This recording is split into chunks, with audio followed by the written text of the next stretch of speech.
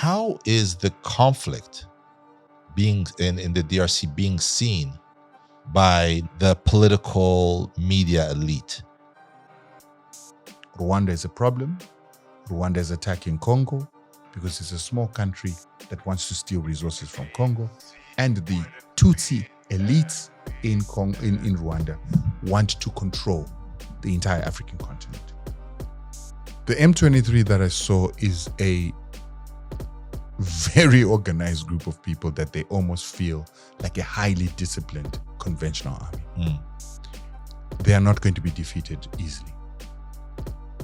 There is something about you guys in the way you have continued to be disciplined that almost feels like you're bringing us back to religion.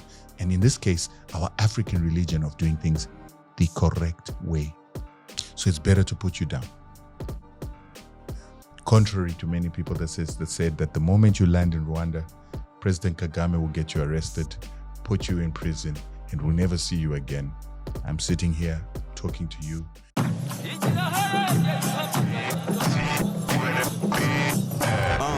This is the very, very best. I introduce the very, very next. Big deal. You know this is the big league. Unsanga mumihanda ya Kigali mega big fish. Word on the street turakaze. Habari gani mumeze mute. Yutse nshima Imana kuva honda mukiye. If you want the long form, come close murabure. Wait, what? The long form. What did he say? The long form. What? The long form. The long form. The long form.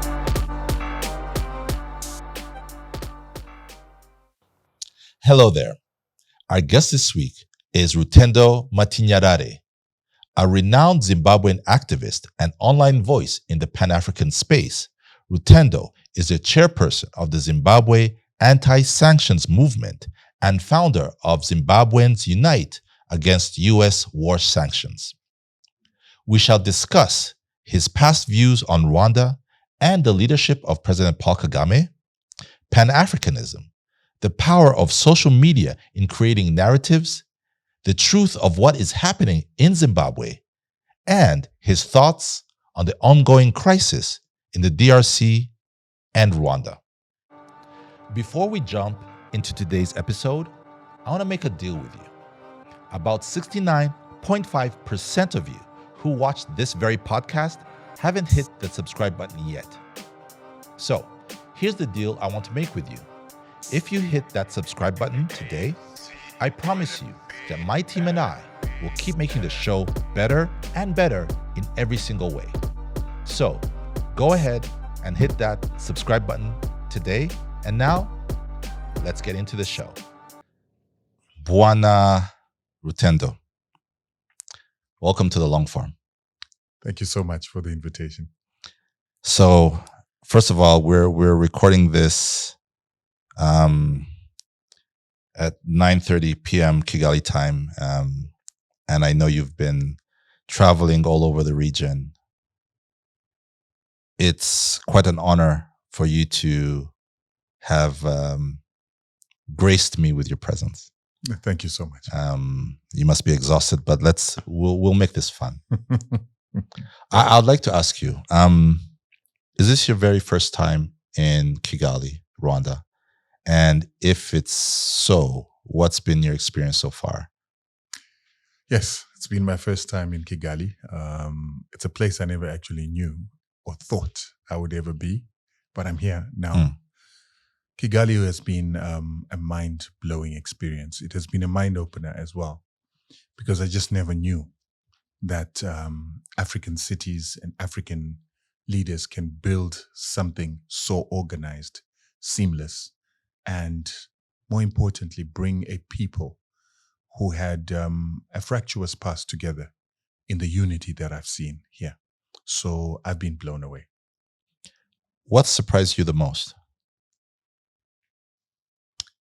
To see a city that feels like an upmarket office park in most of the places that you go. Flowers everywhere, well-manicured lawns, flowers well kept as if they're kept by a botanist, trees, and clean streets. It's been mind-blowing. Yeah. I guess a lot of people do say that.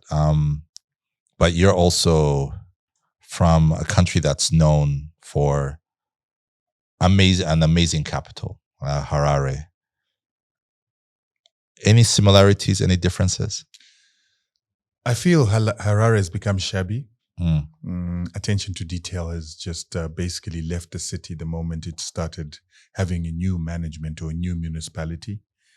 When I look at Kigali and then I look at Harare, I feel like Harare feels third world while Kigali feels first world.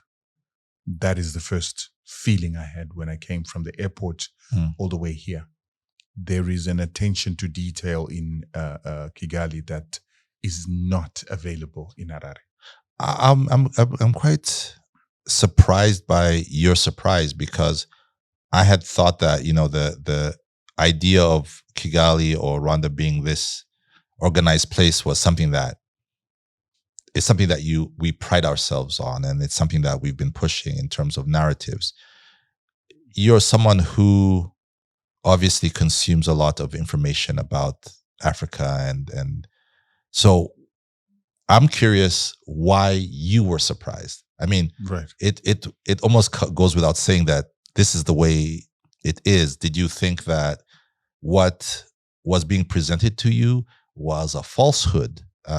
What exactly was going on? Why the surprise? That's exactly, you've hit it on the nail. I thought that Kigali was a facade. And remember, let's make it clear that part and parcel of why I'm here is because I'm not as knowledgeable as I thought I was. I'm actually ignorant. And that's why I'm in Kigali today, to get a first-hand experience of what Kigali is all about. Because I thought I knew what it was all about. And all along, I thought that President Kagame was a magician who was pulling a rabbit out of a hat, and that Kigali was a facade.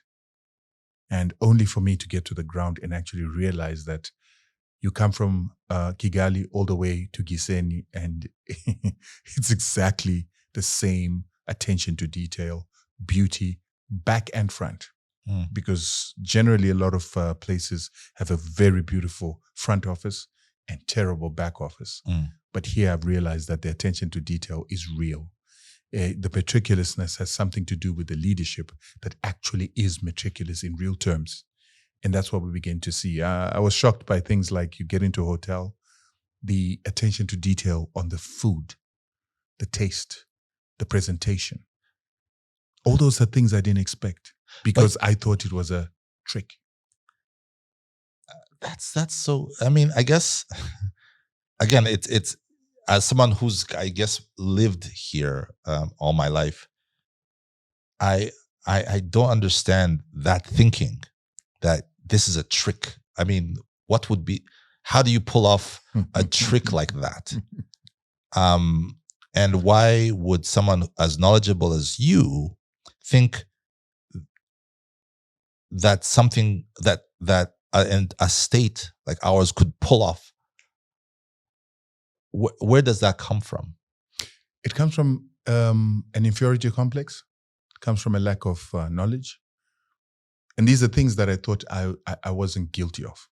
I couldn't be ignorant. I couldn't lack knowledge. And I also couldn't be jealous. But what I think... Jealous of what? I think what I have had to get to terms with Rwanda is that it is illustrated that I'm all those things. Ignorant, tribalist, jealous. And that is why I had to believe that what it is that Kigali was being punted to be was a trick. In my mind, no African could get it right, especially when we look at the example of what I'm saying to you, that Harare has lost its light. It has lost that sunshine city appeal. And ever since it went under the management of the new municipal managers, it just deteriorated. So to think that while we are deteriorating, while we are losing our high standards, there is an African country somewhere where the leaders are taking high standards from a low place, lifting up those high standards and maintaining them. A part of me didn't want to accept that. Accepting that would have meant that we're lagging behind. We're not the best. And I guess jealousy and tribalism took a hold of me. And part of why I'm here is it's a sort of a therapy after having accepted my jealousy, my ignorance, and my tribalism. That's why I'm sitting in Kigali today as seeking therapy. I'm looking for what someone else might say is rehabilitation, because I got to accept what was wrong with me, and now I want to deal with it. We'll go back to that. But I see that you've put it on your social media that you're working on a documentary about the Congo conflict and all the moving parts. And in fact, you've been in M23 controlled Goma. Right. And I also saw today that you went to one of the refugee camps where there's Congolese refugees who've been in Rwanda for the last close to 28 years, 30 years. I know that you showed us something on your social medias, photos, but this is a chance to kind of speak about what you actually saw. What did you see? Who did you talk to? And what did you find out? Right? Because you've pretty much become a journalist in that space. So those are certain things that you're looking at. Walk us through those three things. And will all those things that you've seen be a part of this documentary that you're trying to produce? Yes. And like I said, this documentary is about disseminating information. But while I'm disseminating information, I'm learning. And I'm learning because I myself was one of the people that have been misled by the misinformation that has been given about Rwanda, its citizens, and its relationship with its neighbor Congo. I've been one of those people that have been a victim of the propaganda and the indoctrination that colonialism inflicted on us as Africans, for us to first of all think that we are different. We're different tribes. There are some tribes that are more African than others. And we have bought into the hematic theory. And what the trip, not only to Rwanda and all the way to Congo, has done for me is it has given me perspective. Is there anything called a hematic people in the Great Lakes that don't belong here? And are there Bantu people who are more African than the Hematics? That perception has been blown out of the water to illustrate that we were given a poisoned chalice to believe in these tribal constructs that make some Africans more African than others. Going to Congo also made it very clear that the Congolese crisis is not a Rwandan problem, and it is not started by Rwanda. But it is Congolese people who live in their own country, who are fighting. And they are fighting based on the same misinformation of this Hematic versus the Bantu. And that has caused a division among brothers and sisters who lived together before colonialism existed. And now today, those people are fighting on a pretext that a brother is not a brother, merely because of a classification that was created by the Germans and the Belgians. And so that war is about that. So to have the privilege, having been a person that also preached the hematic theory, to have an opportunity to be invited to meet people like the M23 and to make a discovery on whether they are rebels, terrorists, or freedom fighters has been a very revealing experience. What did you find out? Well, are they rebels, terrorists, or freedom fighters? Freedom fighters. That Why? is the conclusion that I've come up with, because these are people that were separated from their land, so to speak, Because when you understand that Rwanda was a kingdom before Belgium decided to institute the Berlin Conference, they instituted the Berlin Conference, and then they decided to take chunks of land within the Great Lakes, of which they took a huge chunk of Congo, of Rwanda. And the Rwandan kingdom was split. Rwandan kings were decimated because they continued to institute unity among the Rwandan people, and the Belgians could not have that. The Germans before could not have that. And so they began to decimate and to bring in the theory to divide the classes and peoples of Rwanda. And that infiltrated into Congo. And what I understand is that there are Congolese people who are considered as Kinyo-Rwandan speaking people, who are then told that this is not your country, this is not your land, yet it is their land. They're asked to go back to Rwanda, but they're not asked to go back to Rwanda with their land.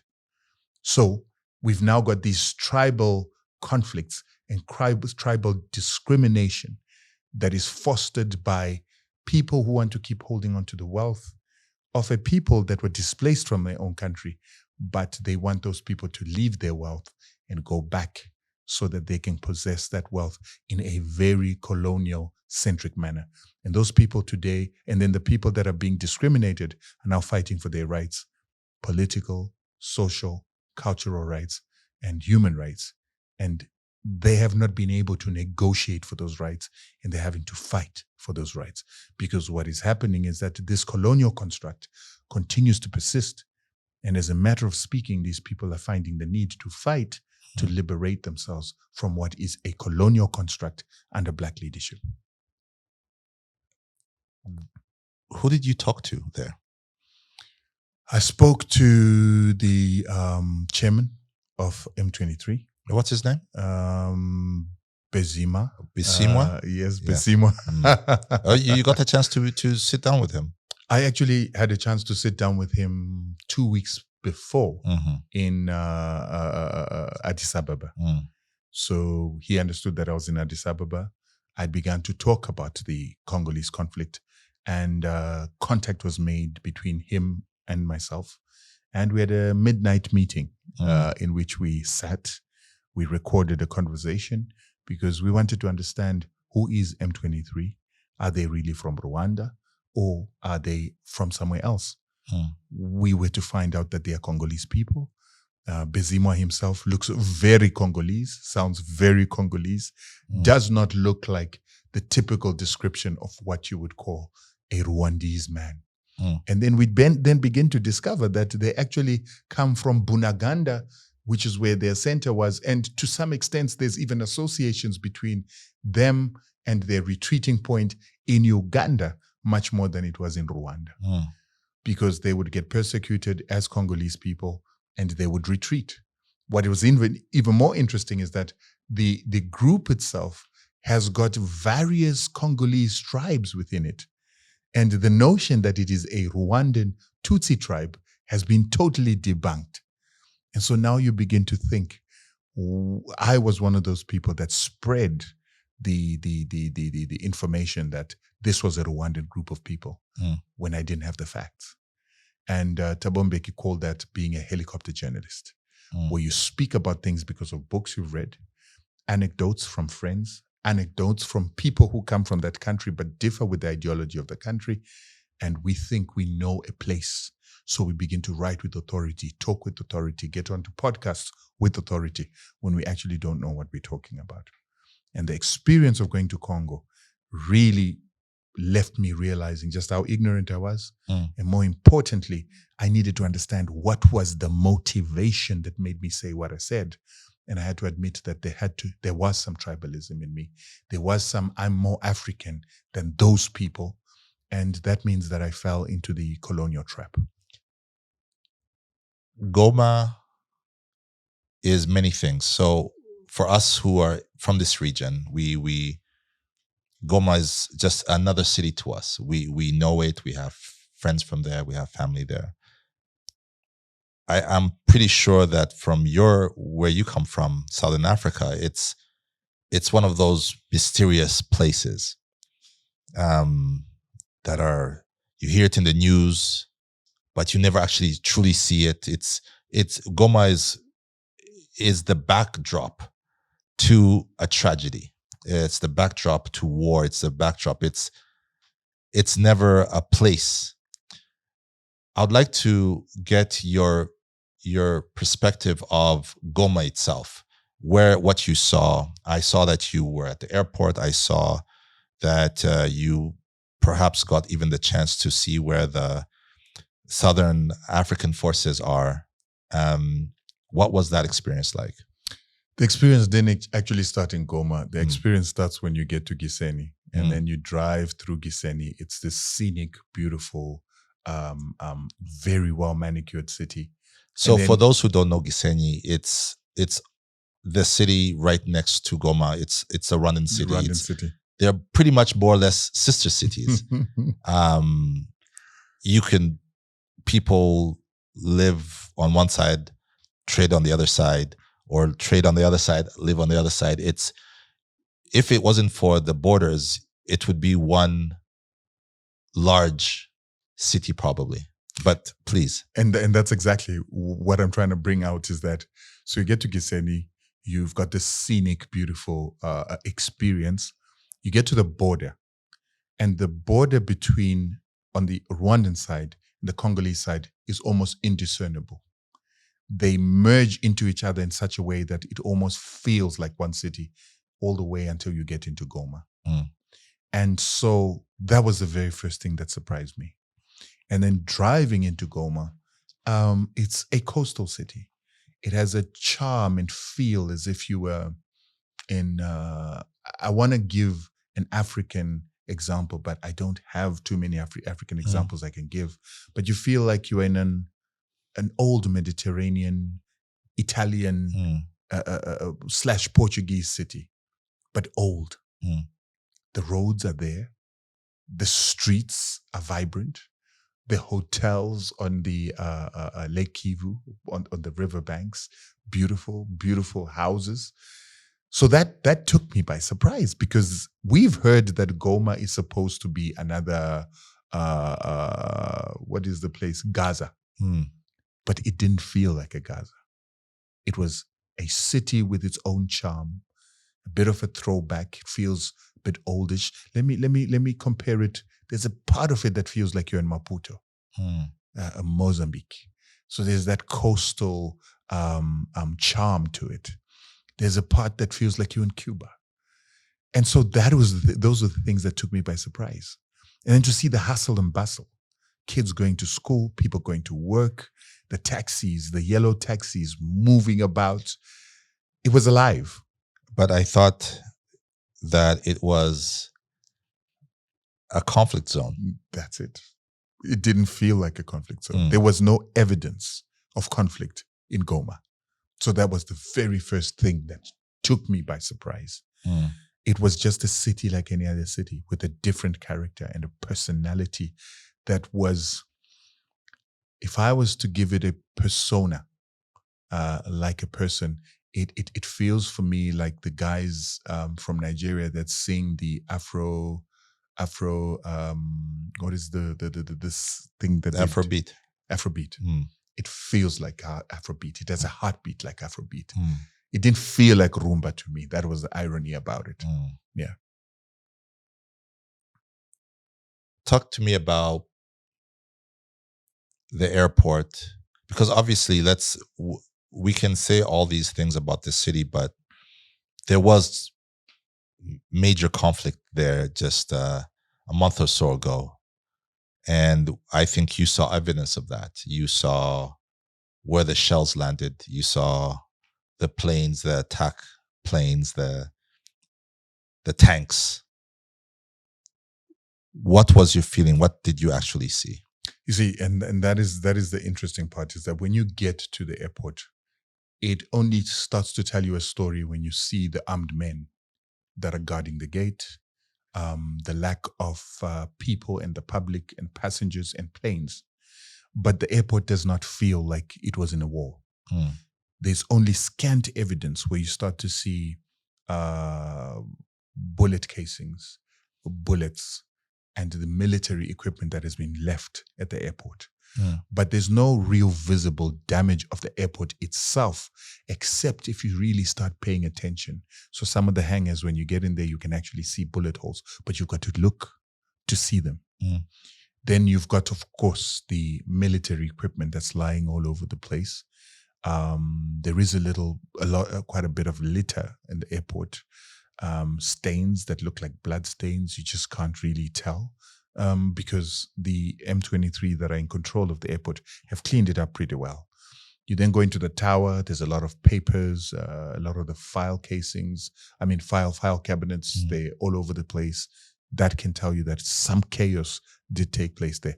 But I didn't see like shell holes all over the place or ditches that have been made by bombs. I didn't see that.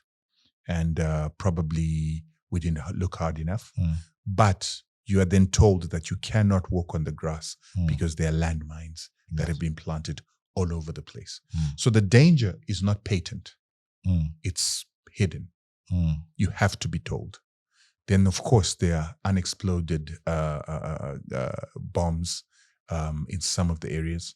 The M23 are doing their best to try and clean it up.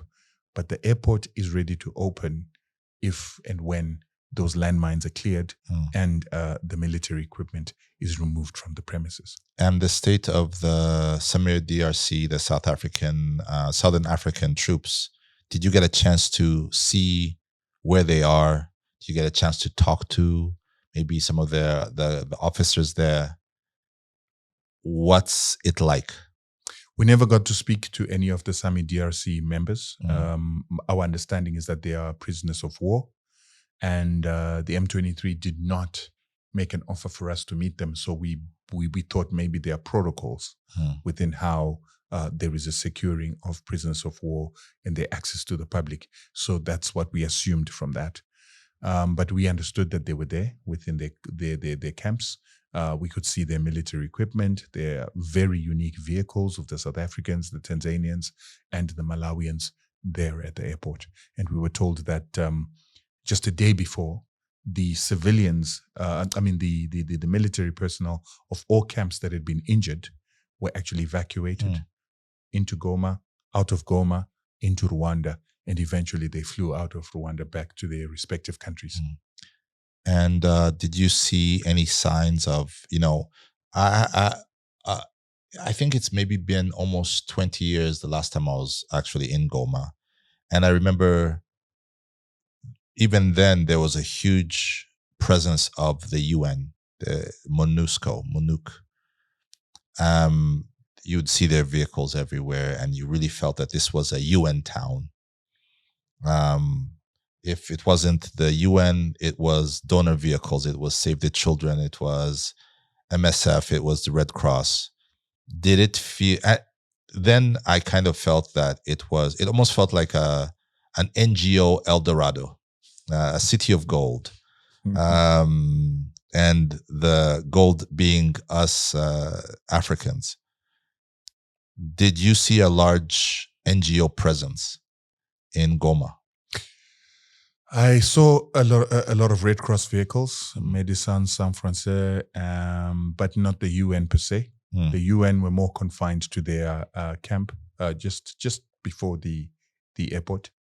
But I didn't see too many UN vehicles, but I did see Médecins Sans Frontières and Red Cross and other NGOs that I saw. But the city I could not define it as something that was embodied by the NGOs. I saw a city, vibrant business people, hawkers, people selling on the streets, and a vibrant city, music blaring all over the place, and markets bustling.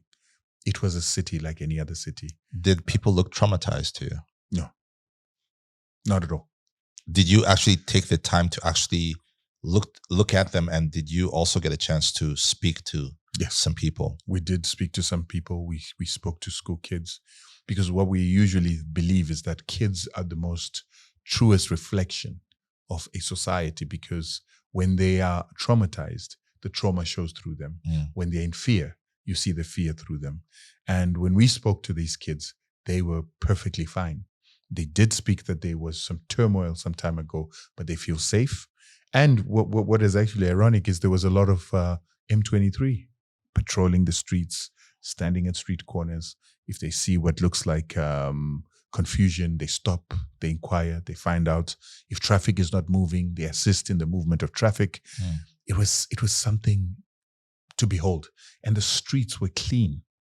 And our question was, who's cleaning the streets? Is the municipality functioning or what's going on? And we heard that since the M23 came in, they've begun the system that you have here in Rwanda, where people go and clean up their surroundings. They clean up their streets. That's correct. And it was interesting to find how what are called rebels, looking very professional, dressed in Congolese army dress and driving Congolese army vehicles. And their uniforms looked different from different divisions of the Congolese army. And they were very disciplined. The people seemed to revere them. And some people didn't even seem to notice that they were on the streets. And this started to make us ask questions that we were told that these are rebels and terrorists who are terrorizing the public, but the public are going on with their own business without noticing their existence. Even when there were traffic jams and people were breaking traffic rules, it took a while for these very same so-called terrorists to speak to drivers, to drive on, to stop crowding the roads, to stop blocking the roads. And it left me really wondering, are these the people we were told they were, or are they something totally different? Because they seemed very well accepted by the public, and the public didn't seem intimidated and didn't behave like they were being cudgeled or coerced or forced into behaving in a certain way. I guess playing devil's advocate, I would then push back and say that, of course, if I'm surrounded by men with arms, I will behave in a way that keeps me safe. And if I have to be, pretend to be happy, I will pretend to be that way. How do you know that what you saw was real? Well, like I said, if the taxi drivers usually stop in the middle of the road, speak to a friend, pick up a passenger, someone else stops his car to pick up someone, that was happening. Things that don't happen in a military state. People will behave in a conformed manner. There was no conformed manner. People were behaving as they usually behave. And when that happens, then the soldiers have to step up. They have to say to the driver, please, can you move? Because traffic is backing up. And I thought that wouldn't be what you would see in a society in which those military men have become a tyrant to the society. I also believe that people wouldn't come out of their houses if they felt that they were under threat by the men on the streets. It was totally different. Because remember, I live in Joburg, where some communities, not all communities, are terrorized even by gangsters. The behavior of people within those contexts, rape and murders are high in some of these countries that I've lived. And there is a certain timidness. Children cannot be walking on their own. They always have to have a chaperone. Women are not free to walk on the streets. They always feel under threat. They have to wear trousers for their own safety so that they do not get victimized. It's not what I saw in Goma. I saw freedom. I saw kids walking on their own, little kids, big kids, walking on their own without chaperones, without protection. They were running across the streets. They were running on the pavements.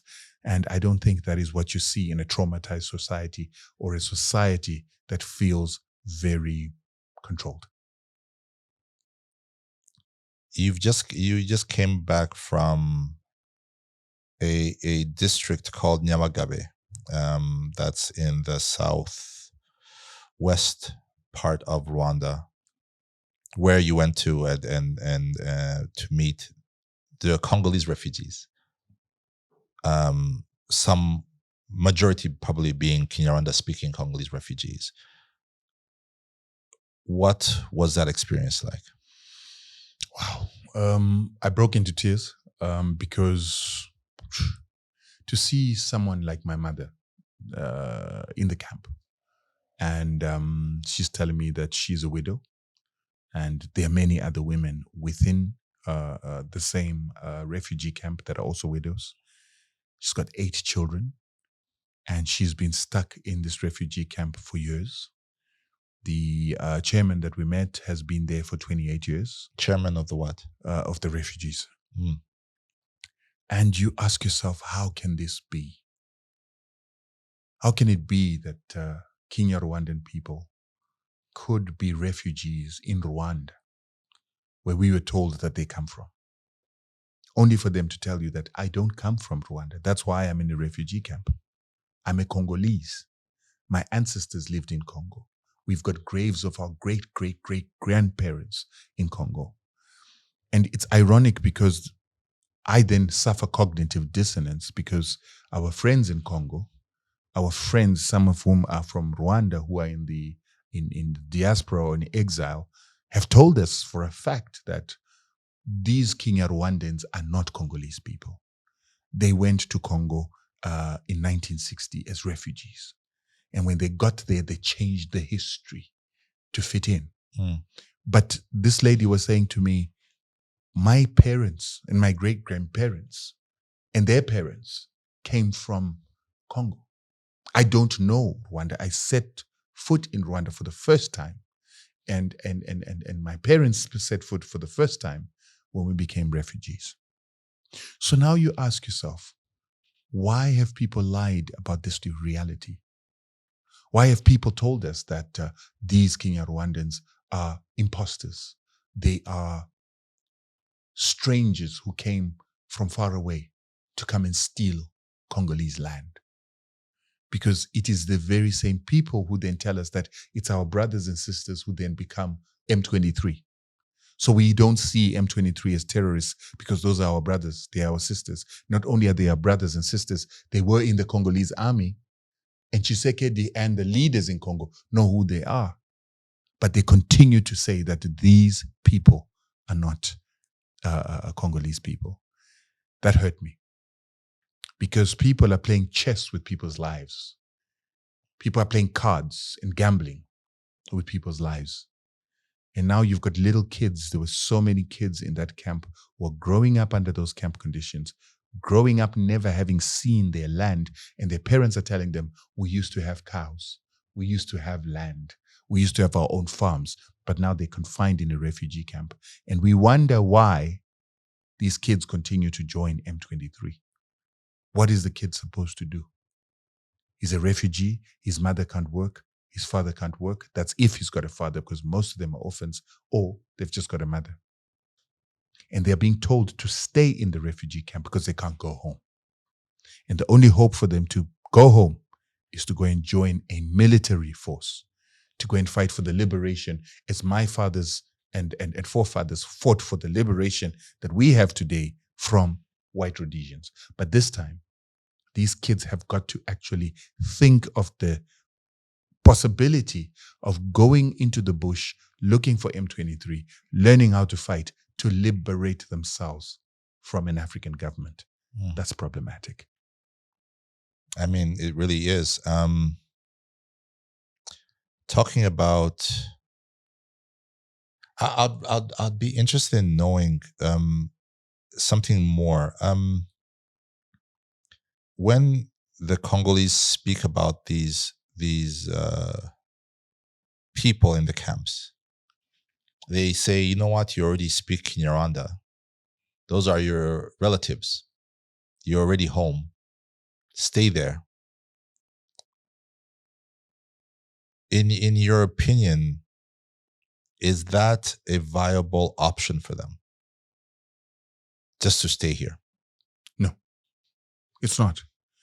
Because Rwanda is a growing country trying to create employment for its own people and opportunities for its own people. It's a small country with limited resources. You've lost a lot of land to neighboring countries. You've lost a lot of your population, which would have constituted a market, to neighboring countries. So as small as you are, with little resources as you have, having lost a lot of your resources and land to neighboring countries, you're trying to work with what you have to then try and provide more land work opportunities.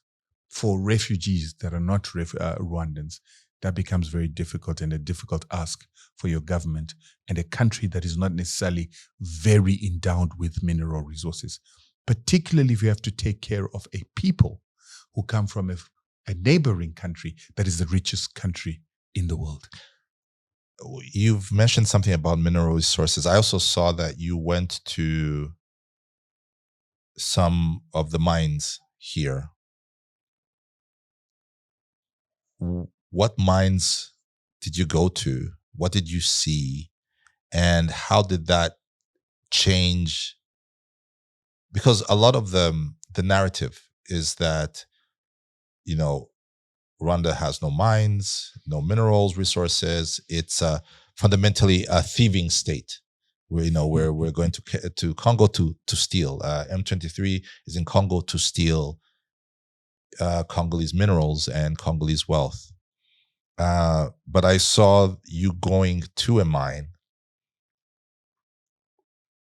Did that mine exist?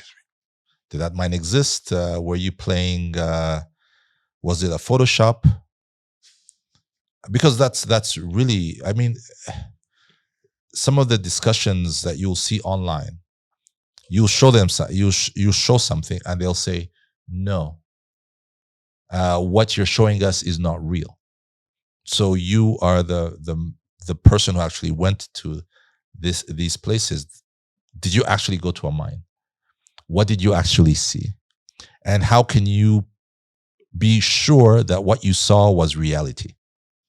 See, the thing is, I didn't get my first experience of the mining in Rwanda at the mine.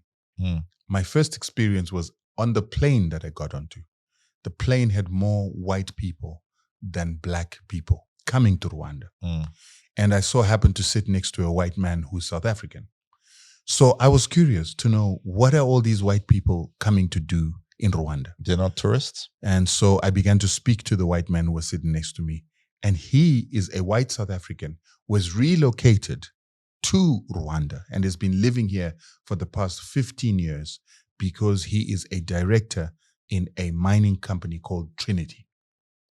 And it was only then that I discovered that Trinity actually controls the biggest tungsten mine in Africa. So for people who don't know tungsten, very often we hear the same word, critical minerals. Yes. Critical minerals. Strategic minerals. When they talk about that, and that's also how wordplay becomes a thing. Critical minerals, strategic minerals, tungsten is a strategic mineral, coltan is a strategic mineral, and cassiterite, which then becomes, if I'm not mistaken, tin. Yes. All of them are the so-called critical minerals. Yes. That have been used to, really smash Rwanda on the head. So anyway, I was trying to give context to some of these things, right? So because very often they'll use words, critical minerals, and you won't even know really what that is, what those words mean, and then you'll be pushed by a certain narrative. So what you are saying is that Trinity Metals, you said? Yeah, Trinity, yeah. Yes. Tell us about that. So then he begins to tell me he's been living here for 15 years with other white South Africans and Britons that have moved and are living in Rwanda. So I'm like, whoa, you are saying miners are moving from their countries, from South Africa, from the United Kingdom, some of them the biggest investors in South Africa, who are beginning to move their investment from South Africa to Rwanda for mining. I'm like, how is that possible? So that's when he began to explain to me that, listen, the biggest tungsten mine, we own it, and it's in Rwanda. And right now, tungsten is under such demand because of the Ukraine war. It has actually whittled down the stocks of the Europeans, the Americans, for their military industrial complex. So they need more tungsten. And so that's why tungsten is so much on demand. And the mine in Rwanda is the biggest supplier to the world. So I was like, but why is the world quiet if they know this for a fact? And he was like, we don't know, because what we know is that this particular mine is the biggest in Africa, and there is nothing else that competes with it. They also have a cassiterite mine, and they also have a lithium mine. All these mines are supposedly in and around Kigali. That is before we even go outside Kigali to other areas where there are also big mines that are mining. So you can imagine my surprise. But then when I get on the ground, I didn't realize that would end up at another cassiterite mine. And many people would hear tin and they'll just think, oh, it's the tin that you put canned food. Yes. No, it's the tin that is used to solder all electronic gadgets, all computer boxes, and the Inco boards, or the boards that are found in all computers. It is as important as the cassiterite, as the coltan that everybody talks about, because there is nothing that is going to be computerized without this cassiterite. So we go to another mine that is not even part of Trinity, called Gemiko. It's owned by a black man. And this mine is a deep mine with more than 15 kilometers of underground shafts where they're mining this. You saw that yourself? I saw that by myself. We went in. We went to the rock face where they are drilling. We touched the cassiterite. We saw them drilling it out and showing us the veins and the quartz from which it comes from, and the wheelbarrows that are taking it out. And we saw it being processed. We saw this with our own eyes, and we also saw the stockpiles. And we understand that there is a regulatory body in this country that is actually from overseas that regulates to see, first of all, what ore is being taken out of the mine, how is that ore being processed, what is the finished product that comes out of that ore, and then they audit to see what is the finished product that is carried in stock, and it's not supposed to be accessible to the public and only can be given out to the market once there's a certificate that has been given for the end product. I saw that with my eyes. With your own eyes? With my own eyes. And how do you know that what you saw was real? Because it's too expensive to run the kind of operation we saw, where you get to a mine, there's reinforced walls that have been built to stop the mountains from collapsing. There are bulldozers, there's earth-moving equipment, like millions and multi-millions of dollars worth of equipment that are actually creating the walls of the mine and reinforcing those walls so that they don't fall. We went into the tunnels in which trucks can fit in and drive through. There's electricity. There is air conditioning. Air has to be sent into the mine so that people do not suffocate in the mine. There are over 3,000 workers that were working in that mine. You can't stage that. And if you did stage it, it would cost you multi-millions that it wouldn't be worth it. And like I said, we saw them drilling the quartz or the quartz veins that are carrying this cassiterite. And we saw the cassiterite itself coming out of the ground and being hammered out of the ground, being put into our hands right in the mine. I'd like to talk about my very first knowledge of who you were. It's some of the things that you said online years back. And one of the, and I remember saying, you know, if I ever had a chance to meet this man, I'd really like to, as a Rwandan, I'd really like to ask him this question. Because, you know, you had a huge platform, you know, you're a Pan-Africanist, you have this voice, especially in Southern Africa, where you could change people's minds one way or the other. And one of the things that annoyed me the most as a Rwandan was you pushed a very, I believe, and I'm sure that a lot of Rwandans would believe the same, you pushed a very outrageous and absolutely false narrative that the RPF was caused the 1994 genocide against the Tutsi. And you said it over and over and over again, and you spread that message. And now that you're in front of me, I just want to ask, why did you do so? And why did you do so and with such zeal then? And today, do you still feel the same? So, like I said, one of the worst things that ever happened was I undertook what was called helicopter journalism. You read something in a report sent to you by somebody. You read a book by, say, Riva, the lady from Canada. You read a few reports written by people who say they were part of the International Criminal Court, blah, blah, blah. And then you begin to think that you know a story. You have friends who are Rwandan, living in exile. You've got friends who are Congolese. And they bombard you with all this hematic theory and so many reports and write-ups about what they say their situation in Rwanda is. And in the back of your mind, you also want this to be true because of the tribalism I told you about, where you're being told, these are not Africans. These are not our people. These people are Arabs, the same Arabs that colonized Africa. These are the descendants who mixed with Africa. And so in our minds, that is the enemy. And don't forget that there's a history between Rwanda, Uganda, and Zimbabwe. They met in war in Congo some time ago in Congo War II.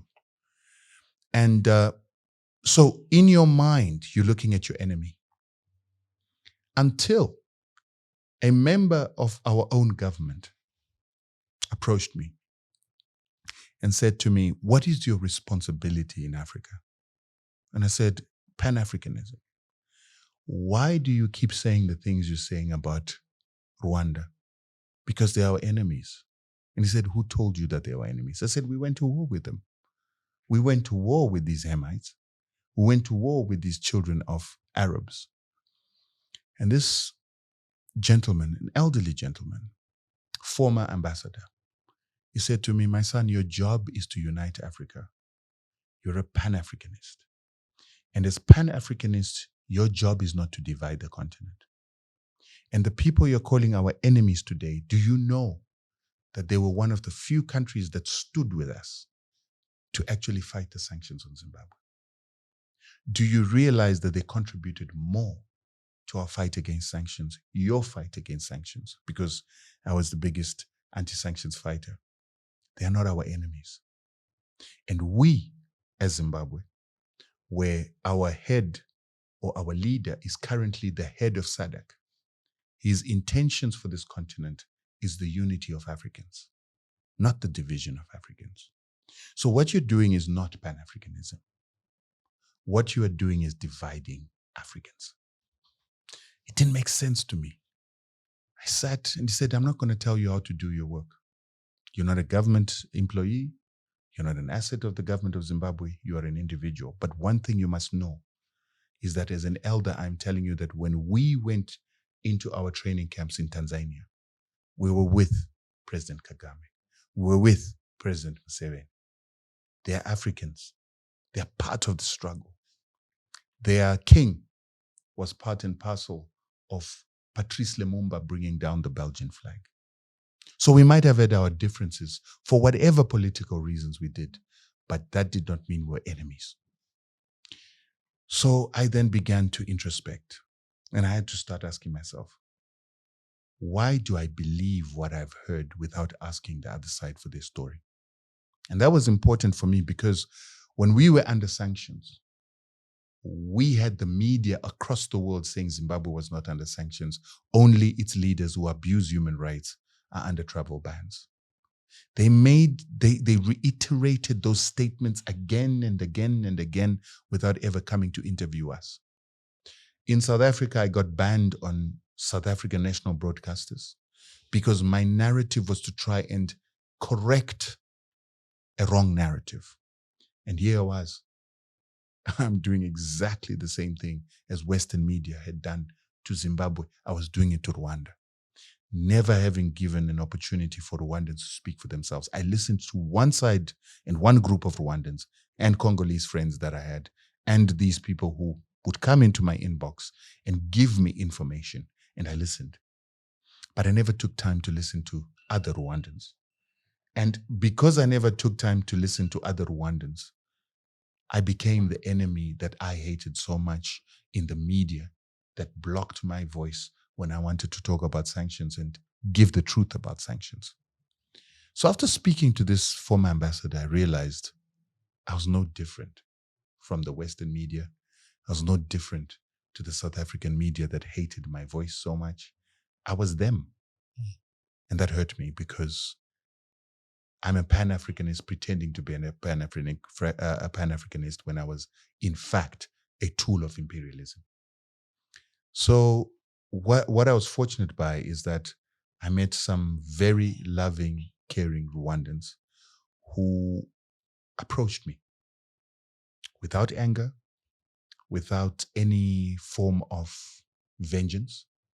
And they began to say, we can't force you to listen to us, but we would just like to tell you our side of the story. I met someone who worked at the AU, very prominent guy there. He also participated in educating me. With that education, I began to listen to the other side. And I didn't have to listen to the other side from their mouths. They gave me people like Julius Nyerere, Thabo Mbeki, Nelson Mandela. And I began to hear their voices saying certain things that had never been said in public. Such as? The fact that there is no Hutu, Tutsi, and Twa. The people, the Batwa, the people of Rwanda are one, and they had fluid classes, cattle herders, in division of labor. They had people who were artisans who worked with their hands, and they had farmers. These people could change from being a farmer to being a cattle owner and a cattle herder. And someone else could stop being a cattle herder and become an artisan. And this society was fluid until the Belgians came. In 1931 or 32, I understand they created an ID card that for the first time changed the traditional system of division of labor and working classes and started to rigidly determine what a person was by their physical features, measuring their nose, measuring their foreheads. And what is ironic is ever since I came to Rwanda, a lot of people look at me and say, wow, you look Rwandan. And if you went into certain parts of Congo, they would kill you.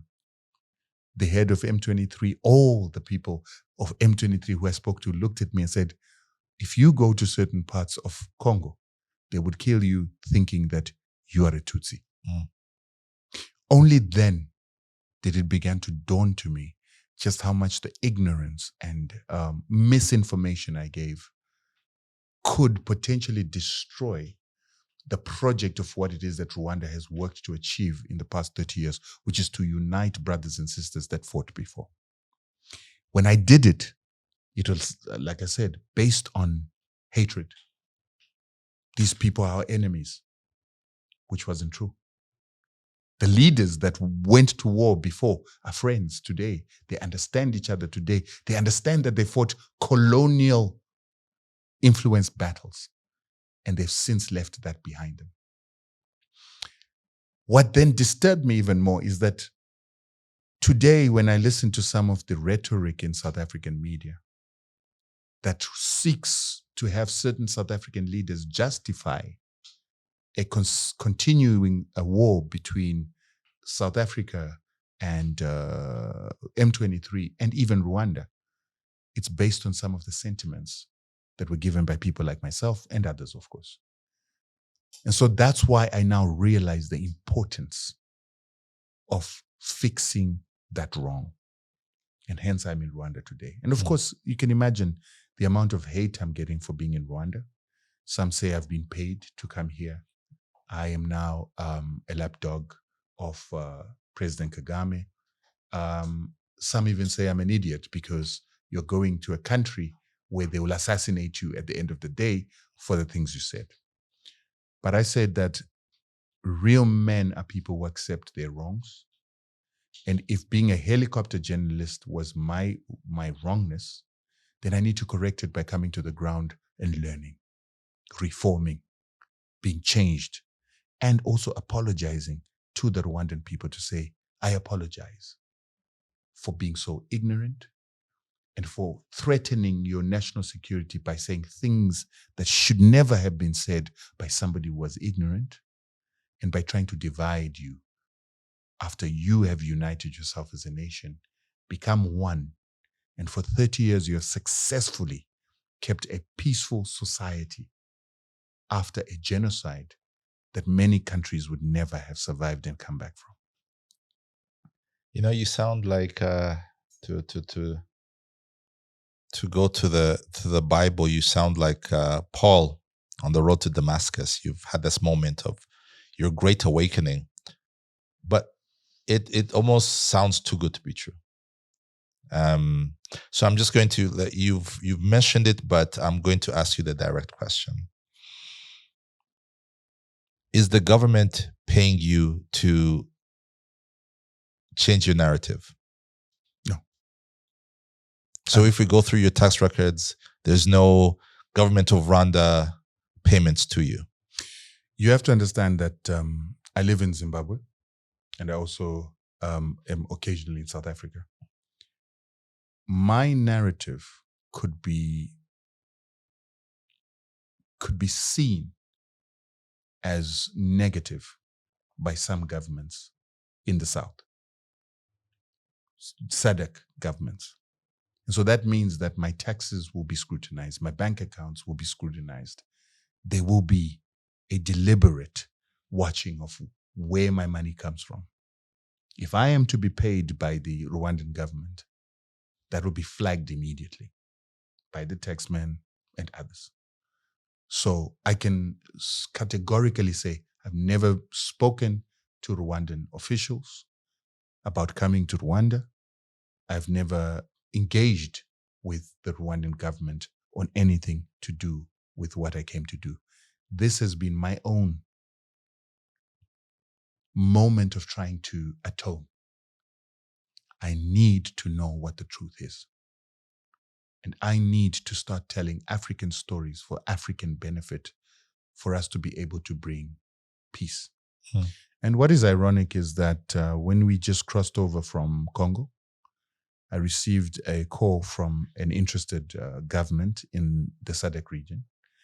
And they wanted to know that there's been overtures by a number of people within the region who are saying, is it possible for us to get the Congolese government and M23 to sit down and begin negotiations so that we can have peace?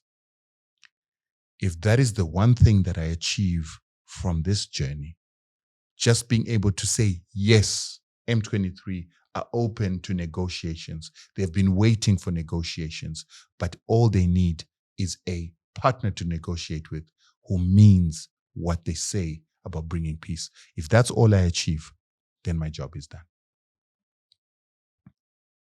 Is that what M23 told you, that they're open to negotiations? Yes. M23 said they don't want war. They don't want to fight. They don't want to have wars that kill people.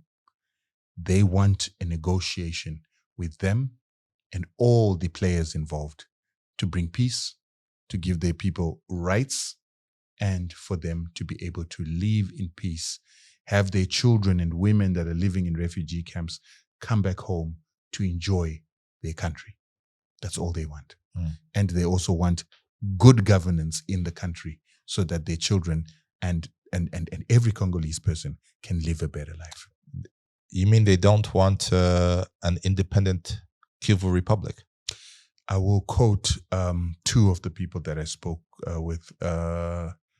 Bezimwa, together with the chairman of the refugees, they said, we do not want the policy of division. When we talk about secession, you are talking about dividing Africa. We don't want an independent state. We don't want land that is going to be separated from Congo. We want our Congo. And honestly speaking, if I'm to be honest with you, I look at Rwanda. It's one of the smallest countries on the African continent, together with Burundi. And I oftentimes wonder, what is wrong with Rwanda asking for the return of some of its land that was taken? Because you can't be this small while another country next to you is this big because of getting land from the benefits and loot of colonialism. But what is funny is that both the Rwandans in Rwanda and those that are in Congo are saying, it's fine. We're happy with what we have. We don't need more land. We don't need to take any colonial land because then we're repeating a cycle of dividing ourselves. We should be bringing down the borders instead. I find that very interesting because I wouldn't be feeling like that if I was in that position.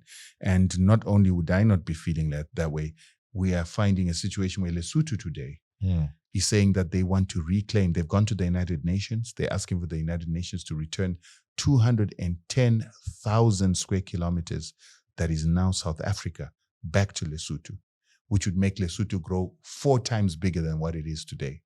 So the fight that is happening in Eastern Congo is not too different from what is happening in South Africa, with Lesotho now starting to claim a very big chunk of South Africa back.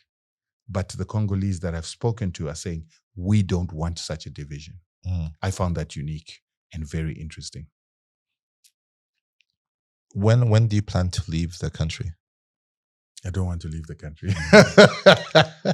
When is your you obviously bought a return ticket. Yes. I'll be leaving on Tuesday. Okay. Yeah. So that's what you still have 3 more days here. I still got 3 more days here. And honestly speaking, there is not enough time to really interrogate what is really happening in Rwanda, learning about the Rwandan culture, learning about Rwanda. There's so much to see, so much to experience. I mean, we passed through the rainforest and the forest of Nyungwe. That's the rainforest. I would love to camp in Nyungwe for some time. I would love to go and see the gorillas in the Virunga Mountains. I'd love to climb a number of these mountains. I understand a partner of mine was telling me that I'm not fit enough, but I want to prove him wrong. But there's so much to do and so little time to do it in. But one thing I'll tell you is that this is not my last visit. I'll be here again. Let me play a scenario game. So imagine you're here for the next 3 days and you get a chance to meet the president, President Kagame. This is a man that you've called, and I quote, an agent of the West. If you were to meet him and sit down with him, what would you say? The first thing I'll do is apologize.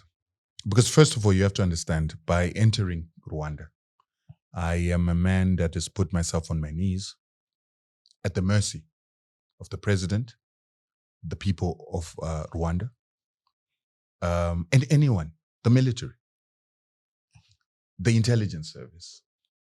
I have put myself on my knees and put myself in their hands to say, I am the man that has said all these things about you. And I was wrong. But choose to do with me what you choose. And since I got on the ground, all I've gotten was hospitality, kindness. Not a single person challenged me to say, you said this, why did you say it? So the first thing I would do if I was to sit next to President Kagame is to look the president in the eye and say, President, I got nothing else to say but to apologize. I was misguided. I didn't know better. I was ignorant. I was jealous. I was tribalist. And I'm here to learn.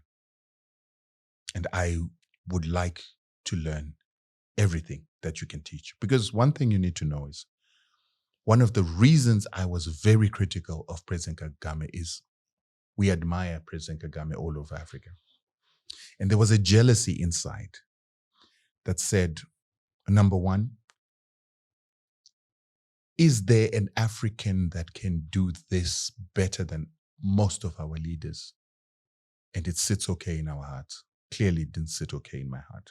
But there was also a contradiction, because a great general who did some of the most amazing feats surrounding the French when they were fighting, trying to go and overthrow Mobutu, surrounding the French and holding them prisoner. How many leaders in Africa have the skill to do that? There was a jealousy in me that this leader with so much capacity is rumored to be a Western puppet. Why can't we have such greatness and power being used to deliver the rest of Africa? It's only now that Rwanda is now under threat of sanctions. Rwanda is being blamed for the causing what is happening in Congo and funding M23, when the entire world and the intelligence services of the entire world know that it's not true. Now I'm beginning to wonder, is this really a Western puppet, or is actually an African hero that they now want to destroy because of his capacity? For instance, when he was able to reach an agreement with President Tshisekedi, and they agreed that we are going to now drive out all these rebel movements because they are an insecurity to the whole of Africa. The operation took a few months, and President Kagame, together with Tshisekedi, successfully were able to surround a lot of these rebel movements and leave a little corridor for them, a majority of them, to come through to Rwanda. And they arrested a lot of FDLR genocideers. That power to destroy rebel movements and to bring Congo to the brink of peace became a threat to a lot of people, NGOs that you said function in Congolese cities like Goma. There are people making money from that. They are beneficiaries of that. There are people selling arms to these rebels. And all of a sudden, in just a few months, President Kagame was able to unite with President Tshisekedi to almost bring peace in Congo, which no one in the world wants to see.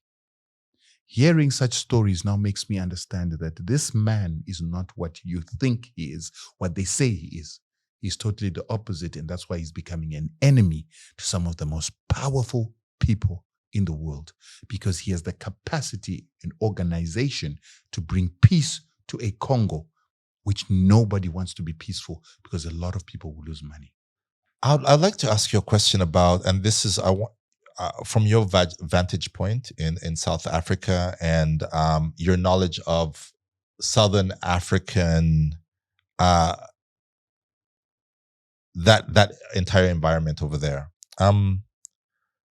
How is the conflict being in the DRC being seen by not just the man on the street who really doesn't really know much, but maybe the political media elite?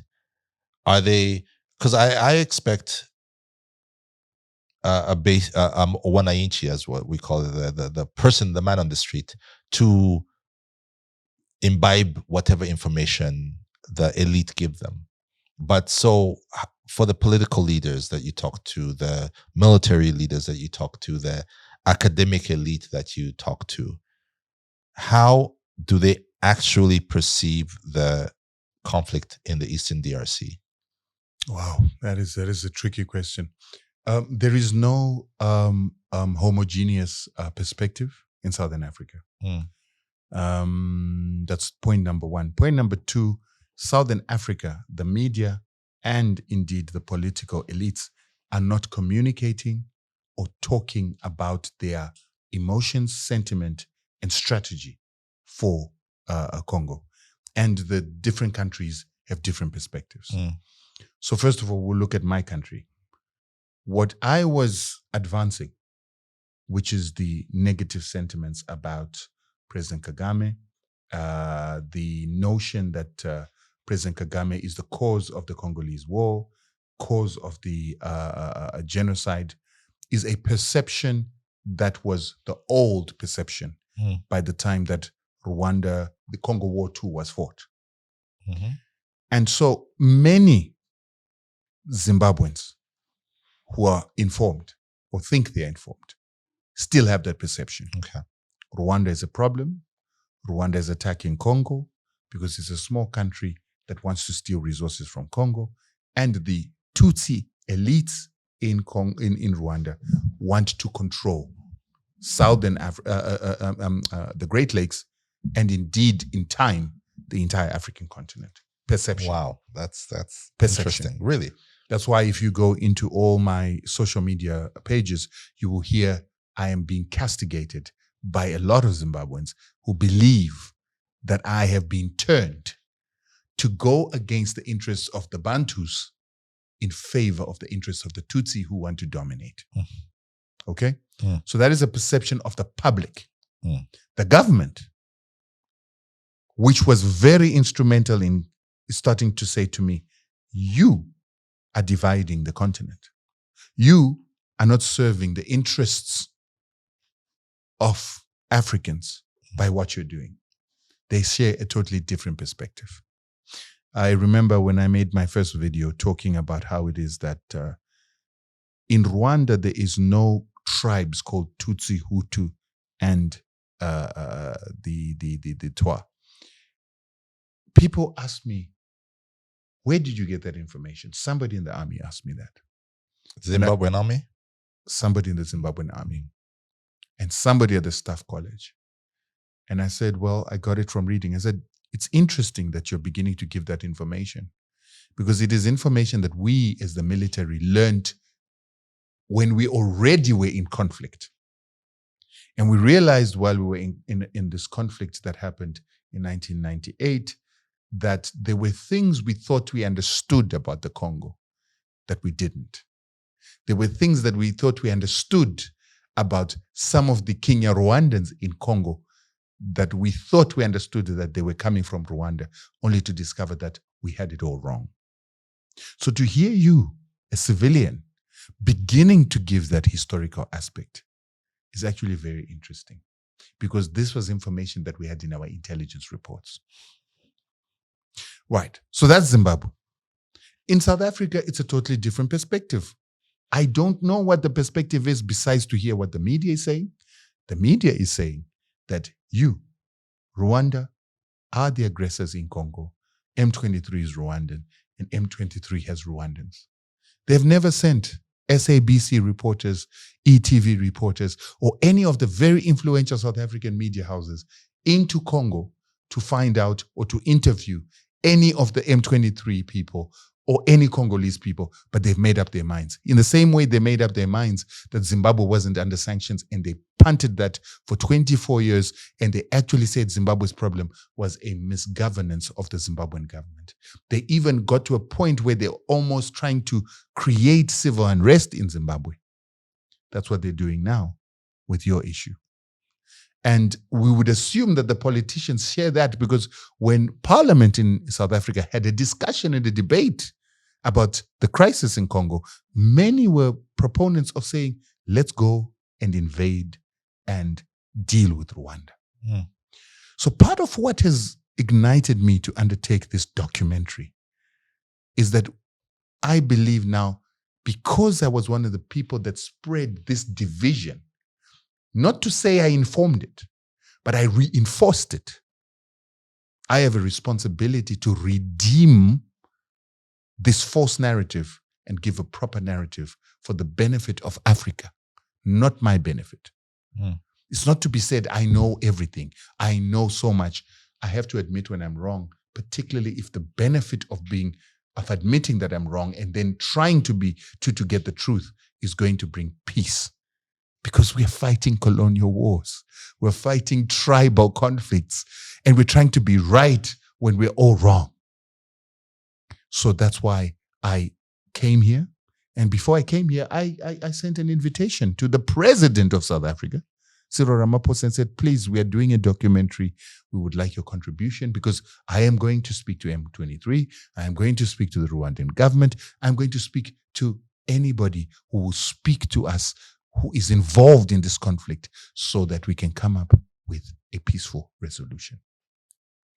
And then as for Botswana, I would assume that Botswana, together with other SADC members, are standing where SADC stands, which is now the conflict must be resolved peacefully.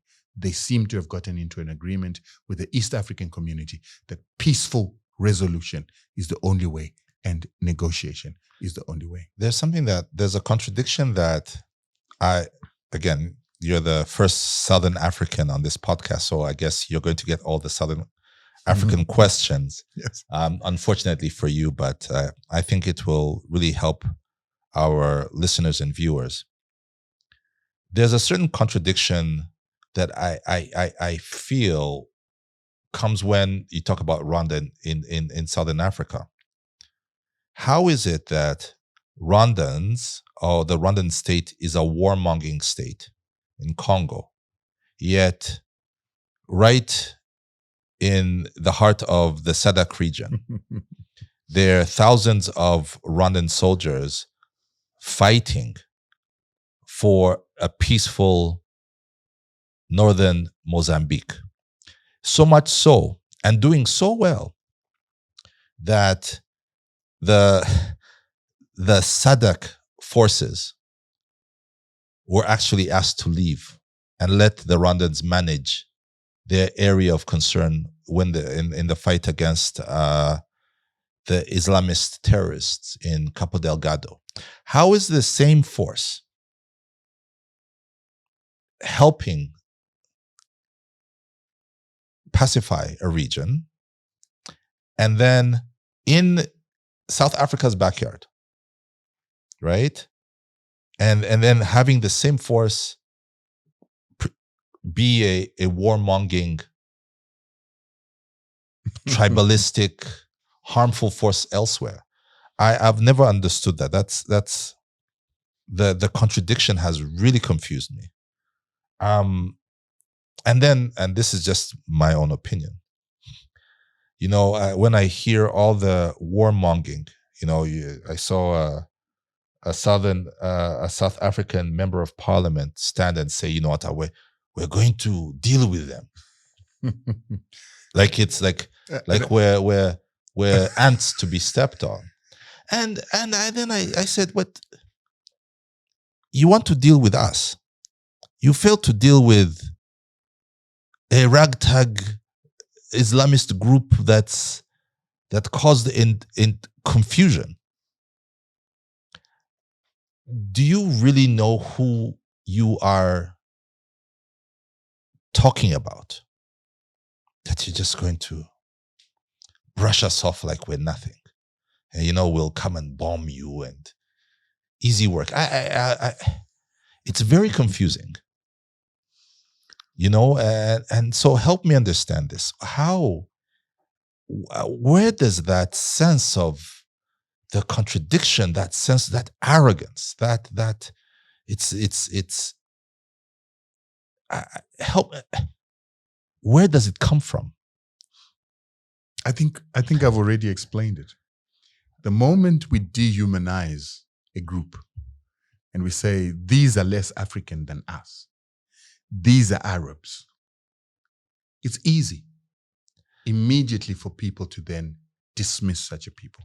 Hence, you think that all of SADC sees the existence and presence of Rwanda in Mozambique as a peacekeeping mission to deal with a ragtag group of Islamists, but other people see it as a conspiracy. There's been newspapers in Southern Africa that have advanced the narrative that the Islamic terrorists are funded by the West in the same way Rwanda is funded by the West. And remember, these Rwandans are Nilotics anyway, and they have got Arabic blood anyway. So these are one and the same people doing what they are supposed to do in order to destabilize Mozambique for the benefit of France to get oil. So then why didn't SADC, with all its military power and wealth, let's even pretend that was true, that the West was, you know, supporting these Islamist terrorists to use, then why didn't SADC deal with that? Right. The reason why the narrative, and we're talking narratives here, we're not talking about reality. The narrative, because I can't know what the military men are thinking behind the scenes. The narrative in the media is, if Rwanda is a proxy of the West, they're getting 20 million, which is the figure that was being punted in the newspapers, from the Europeans, from what was called the European Peace and Security Fund. Peace facility. So therefore, let Rwanda deal with it because it's being paid by the Europeans to do this, while we, as SADC, sit on the sidelines. But here is where the real interesting issue is. Generally, when Mozambique has had a crisis, the country that has been sent into Mozambique to deal with those crises has been Zimbabwe. Since Zimbabwe was put under sanctions, since Zimbabwe's military was basically embargoed from buying weapons from the West, Zimbabwe has sat out from all types of military engagements in places like Mozambique. So it generally leaves a country like South Africa to send its army. An army that is not really experienced in war. Because if you understand that South Africa, at what many South Africans consider its best, which was the apartheid army, that apartheid army was defeated in Angola by a ragtag MPLA that had just received independence, and immediately after getting independence started being destabilized by South African apartheid, only to then defeat the very same best army supposedly on the African continent then, which had nuclear weapons. So even at its best, the South African army was defeated in war. And after it was defeated in war, it came into democracy, never really fought a war in democracy, and now is being sent to Mozambique out of its depth in what many people say. Hence, when South Africa went there without a military that is experienced in war like the Zimbabweans, and without the Angolans, without the Namibians, they couldn't really pacify the ragtag rebels you speak about. And so SADC as a whole then is said to have failed to deal with these rebels. But the truth of the matter is the South Africans failed to deal with those rebels. But what surprised some of us is after failing to deal with the rebels there, then they ran to Congo. Which is even further away. Which is further away. And then when they ran to Congo, where the East African Community Force had been there, and there had been peace, they were actually playing the role of a peacekeeping force that actually kept the sides from clashing. All of a sudden, when SADC gets there, clashes begin, fighting starts, and at the end of the day, we now have casualties of SADC forces. And pregnancies. I won't talk much about that. But yes, but that now starts to speak to the issues of discipline and so forth and so on. So we are now saying, is this the best way to deal with this conflict? Should the South African and SADC, SAMI DRC have gone in there with the agenda to engage M23 and to neutralize, according to what the commander or the chief commander of that particular force from South Africa said, that they went to neutralize M23. That is not peacekeeping. Do you think that they actually had the capacity to neutralize? Because going in Goma, seeing the forces, talking to their leadership, you probably left there with a small sense of their capacity, their organizational capacity, their security capacity. Do you actually think that even if what they had gone in to do was to neutralize the M23, that it would have actually been possible? The M23 that I saw is a very organized group of people that they almost feel like a highly disciplined conventional army. They are not going to be defeated easily. And from my understanding, they are not only part of a force that came to attack. I feel they are part and parcel of the same communities in Goma, in Bukavu. It would be difficult for SADC to go in there and think that they're just going to defeat them, as they've done before in 2012. But these guys have learned their lessons. They went back, they learned from the past, and they've become a more mature force than they were before. I think SADC would not succeed in neutralizing them in the way that they think, because these guys come with the defeats of the past, and they know what to do in order to avoid that. But that is also why that level of organization, that level of precision is being associated with Rwanda, because everybody understands that when you look at Rwanda, you look at Kigali, you look at the level of organization and discipline, there is something Rwandanesque in the way that the M23 are operating, because they are operating un-African.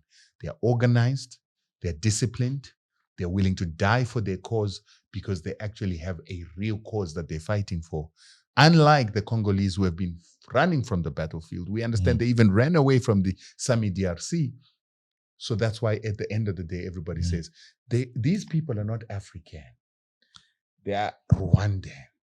There is an African Arabic thing going on there. So is it, and this is one of the questions that I always ask myself about Pan-Africanism and how we see ourselves is, I've had people from the West come and say, Rwanda is not Africa. You don't behave like Africans. and then I ask myself, and maybe let me ask you, how are Africans supposed to behave? When they say that Rwandans are not African, what are we supposed to behave like? How are we supposed to present ourselves? You're Zimbabwean. What does a Zimbabwean African, what is he like? And why are they so different from a Rwandan African? You see, the thing that I've picked up about Rwanda from the time you get to the airport, the time you drive out of the airport, the time you get into your first hotel, is an attention to detail, a pedanticness, people using standard operating procedures. I'll give you a story. So we drove with a gentleman that took us around. The gentleman drives his vehicle. In the morning, before he takes us where he takes us, he starts his vehicle. He lets it run for 10 minutes to let the turbo of the car warm up. When we drive to wherever we go, get into a restaurant, stop at the border, whatever it is, he parks the car and he lets the car run for 10 minutes before he switches it off, so that the turbo can cool down. You will only find the instruction to do that to turbo engines in the use manuals of cars.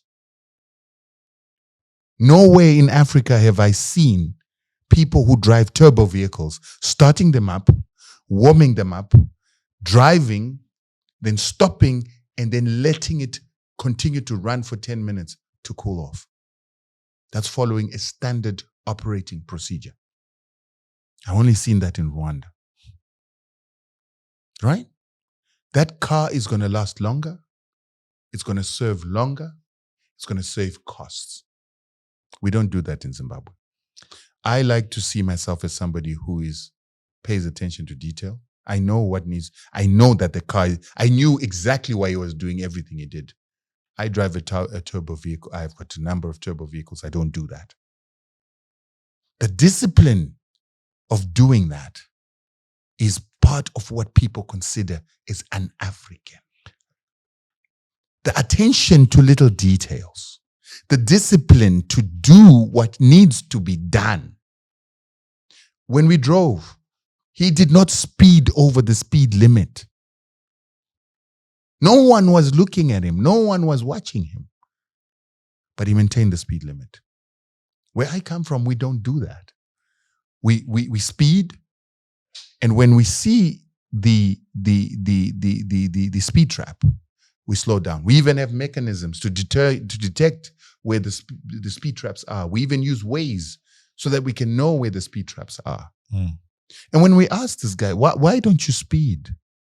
He says, because I don't break the law. Now, little things like that done by every citizen, even if one or two miss, is what makes a society a disciplined society. But it's that level of discipline, that level of not needing to be herded like cows, that makes a difference between Africans and those that are said to be un-African.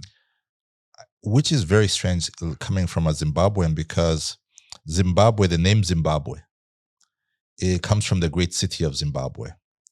And when you see the construction of the fortifications and the walls, and this is maybe 1,000 years ago, Africans, Zimbabwean people built these monuments, and there was a level of discipline, of attention to detail that existed, that was inherently us. It's not, and so you're telling me about, these markers of, I guess, civilization. But then I also know well enough about our civilization as Africans. And I say, no, we are not the bumbling buffoons. We're not the dirty, that is not who we are. That is not, to be African is not to be dirty, indisciplined, loud, unserious, without a sense of imagination. That is not us. We are the nations of Shaka, of Zimbabwe. We are the nation. We come from of Kabalega and these great men, and so again, it goes back to that idea of what it is to be African, and what it is to be truly ourselves. And when I see, I understand a white person, because then I'm saying, okay, I can see the racism in you, right? You're seeing me, and I'm not giving you the Hollywood version of a black man, right? I guess my challenge is, and this is going to be is, what is it about us, and even when you think about us as a Southern African, and that why do we become un-African? Right. So where does that come from? Where does that sense of us not being the true human beings, full human beings, come from? Is it from British colonialism? Is it from apartheid and everything that happened? I unfortunately, Southern Africa, you got the worst of because of your richness. You got the worst of the colonial experience, much more than Rwanda did. I think the very first white man came here in maybe 1895. That was the very first time we saw a white person. You guys, by that time, you were really in it. Do you think that confusion of what it means to be African, especially when we're talking about it within the lens of a Southern African, and looking at Rwanda and saying, there's something wrong here. There's something Arab here. It's because of, again, fundamentally just the history of Southern Africa. No, the issue is we're no longer Africans. We have become the puppet colonial version of an African. Because when you look back at our leaders and our traditions were very pedantic in Africa. We worshipped a certain way. We ate a certain way. We married a certain way.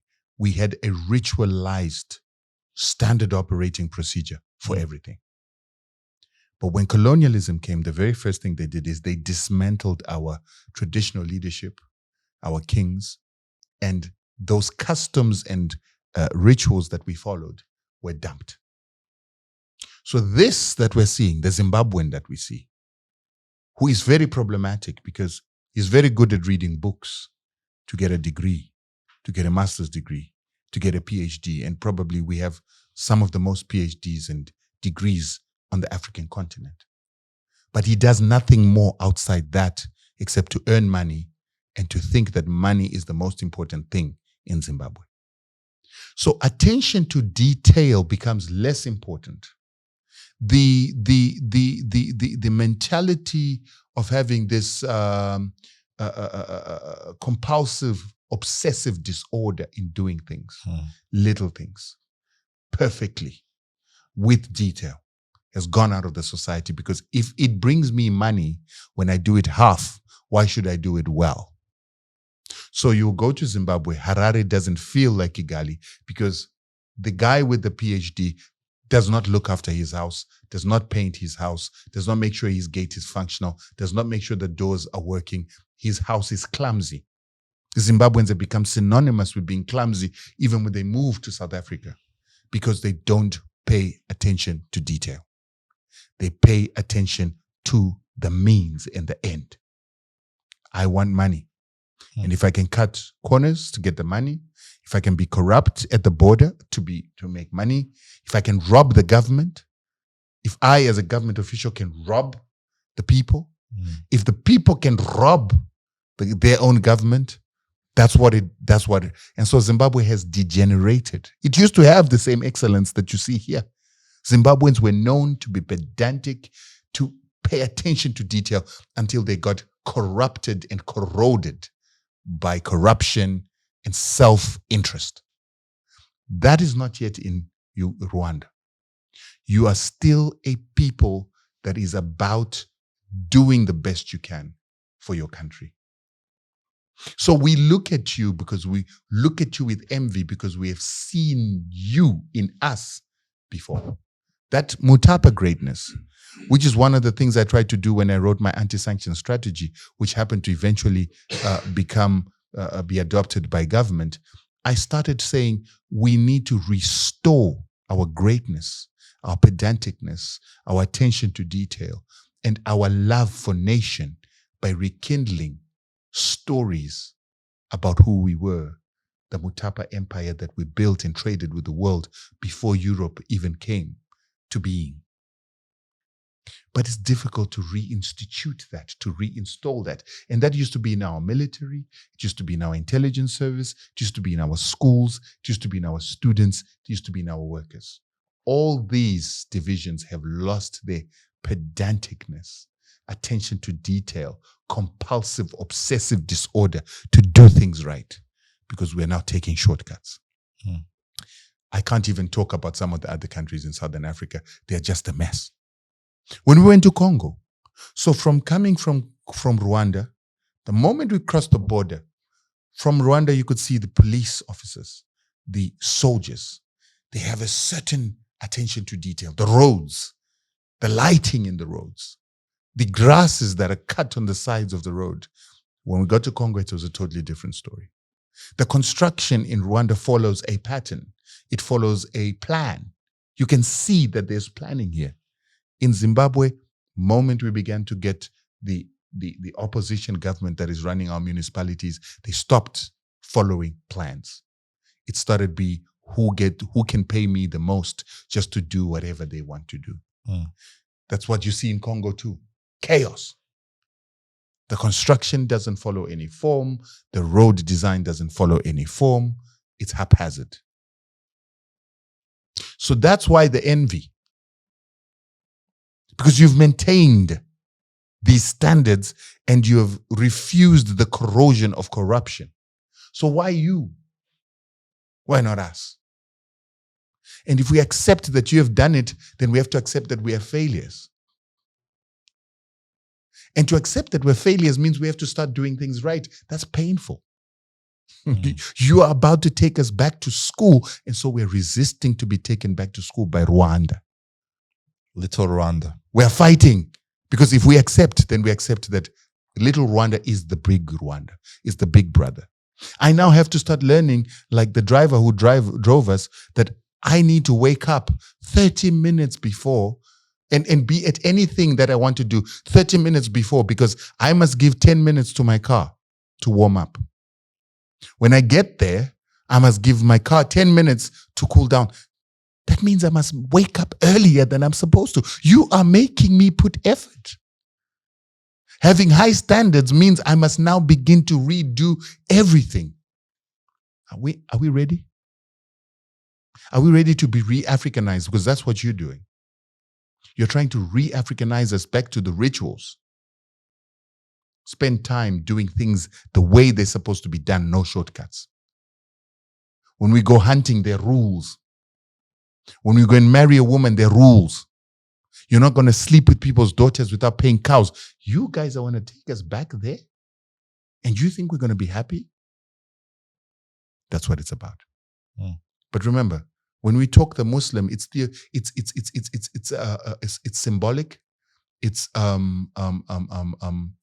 metaphorical. But remember, Muslims are associated with Islam, and Islam is also very rigid.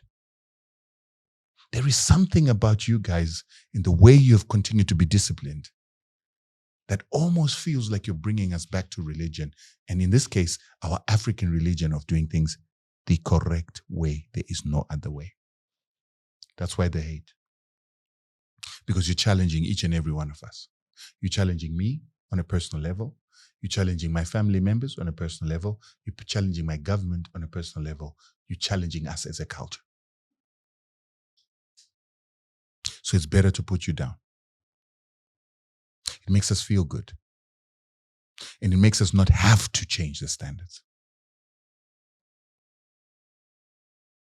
I had to learn that by introspecting and asking, why did I say this? Why did I believe this? Now I know the answer. Now you know the answer. Rutendo, thank you so much for joining me on the long form. You've left us with you've left me with a better feeling in my mouth. To hear that you are not an ally, because that's not really how I was not seeing you as an enemy, but I think I saw you more of as an African brother, and I was saying, no, this African brother, why can't he see me as a full human being? So I'm happy that we can now sit down and have these discussions about saying, okay, now that we're no longer at odds with each other, how do we then build? So thank you so much for having this moment and being kind enough to share your thoughts. And hopefully I'll be coming, we were talking about this earlier before the interview started. I'm hoping to be coming to Harare, the beautiful city of Harare, coming to the beautiful country of Zimbabwe to see the truth. Actually, last thing, and I think this is a question for me.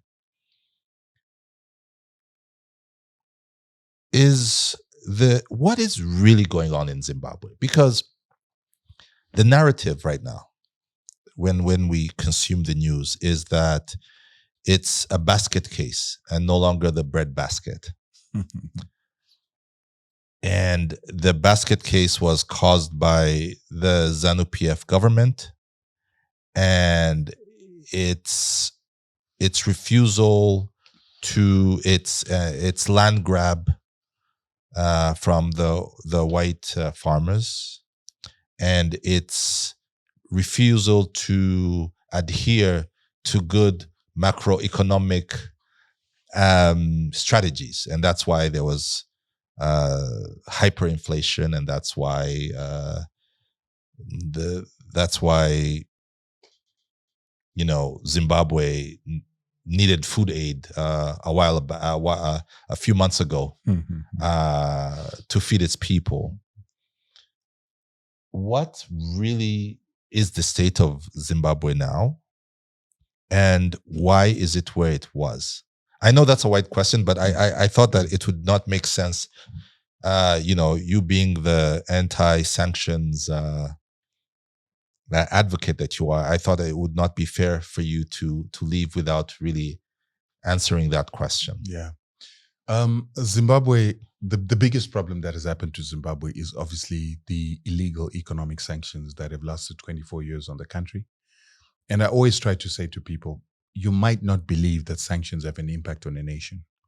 But when you consider the fact that Imperial Japan was put under sanctions in 1939, and by 1945, it was doomed.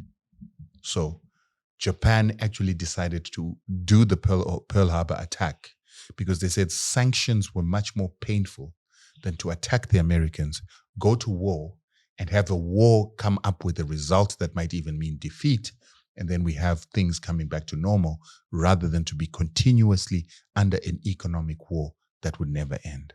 So Japan chose to go to war, suffer defeat, and then have an opportunity to rebuild rather than being under sanctions. Nazi Germany was also put under the same sanctions in 1939. We also know that it fell apart. Apartheid South Africa, sanctions of 6 years by the United Nations. It lost power within 6 years. Rhodesia, and I can go on. Iraq, Iran, Libya. Zimbabwe is one of the few countries that was put under sanctions by the United States, the Europeans, Canada, Australia, survived those sanctions. Why was it put under sanctions? It was put under sanctions for two reasons. And when was it? So we start with when and why.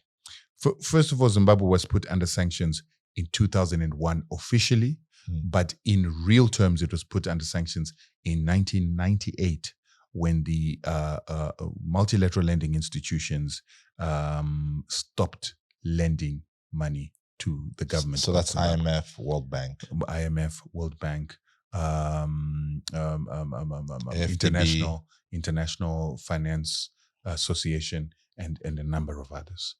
That is when Zimbabwe actually started really being put under sanctions, because they had been offered loans by the IMF as part of the Structural Adjustment Program. Those loans were approved. Those loans were to develop roads, schools, transport infrastructure, electricity infrastructure. Those loans were immediately frozen in 1998. And then that began the decline of the country, because there were projects, projects to build roads that would have created jobs. All those were cancelled, plus the aid that would have been given for medical care. Yet a lot of Africans fail to understand that aid is an entitlement on the aspect that a lot of European countries negotiate this aid when they're supposed to pay reparations for colonialism when colonialism ends. So instead of paying reparations, they then say, we will give you aid. That aid is a form of compensation for the reparations that these Europeans are supposed to pay for the rentals that they were not paying in colonialism. So you look at Zimbabwe, for instance, over $380 billion in potential rental payments for the land that white people controlled was never paid.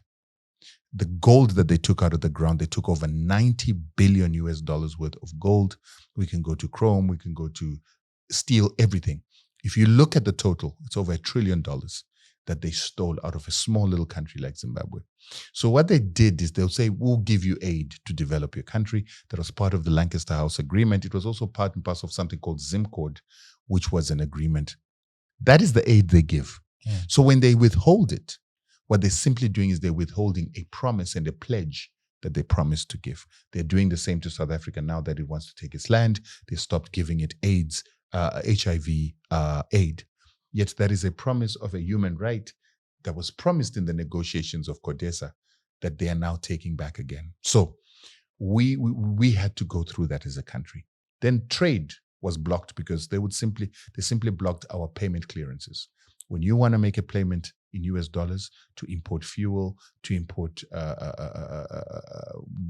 machines, tools, and even replacement parts for trains, for power stations, they would deny you that.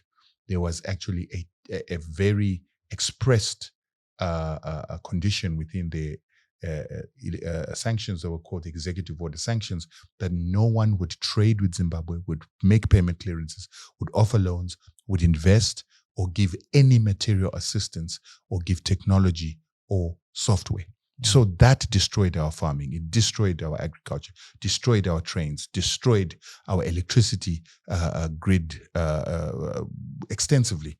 It also stopped us from creating new grids or creating new farms or institutions. So that destroyed Zimbabwe. However, rot took place, the rot we were talking about, where we stopped being pedantic. We lost our greatest minds.